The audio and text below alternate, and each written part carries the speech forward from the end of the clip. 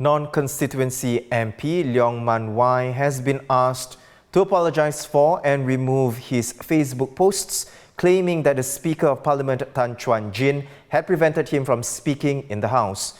In his Facebook post yesterday, Mr Leong claimed he was deprived of the opportunity to respond to Manpower Minister Tan See Ling's statement from last Friday because the Speaker had not allowed him to speak, using, quote, the cut-off time as an excuse. Here's Deputy Leader of the House Zaqy Mohamad rebuking Mr Leong in Parliament today.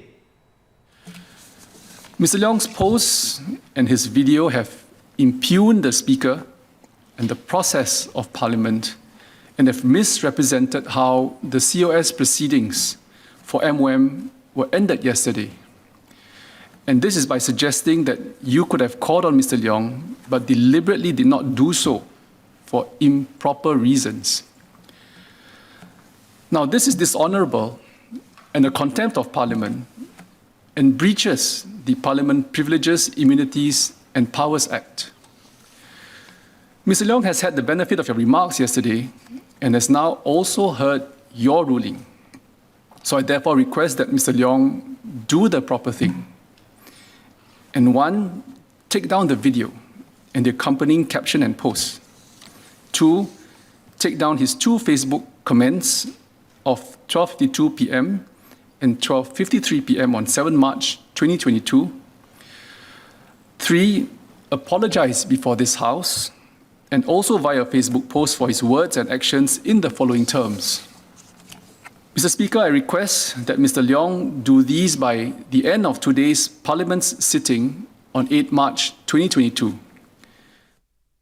We have Assistant Political Editor Lim Yan Liang explains why Mr. Leong's actions go against the rules of conduct for a Member of Parliament in the chamber and warranted this rebuke. Following the Raisa Khan incident and the Committee of Privileges investigation, Speaker of Parliament Tan Chuan-Jin put out a Facebook post in January this year, on January 18, on the rules of conduct. Again, this is not new, but as a refresher on what the rules of conduct from MPs are. And one of the key rules that he laid out in his post was that no member shall speak unless called upon by the Speaker to do so. And the Speaker of Parliament can also direct an MP to discontinue speaking if, as Speaker, he determines that the MP was persisting in irrelevance or tedious repetition.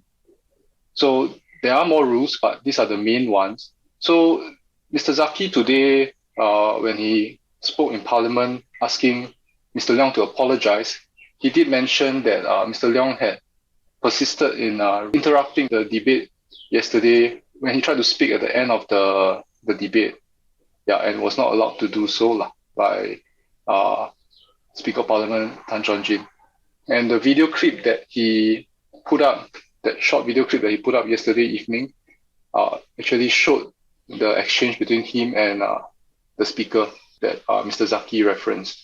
So Mr. Zaqy's point here is that in doing so, he had not observed the decorum that is expected of MPs, and that he had also misrepresented the way that the proceedings for the Ministry of Manpower debate had ended, and as a result, it breached the act that governs how Parliament works and the powers and privileges given to MPs.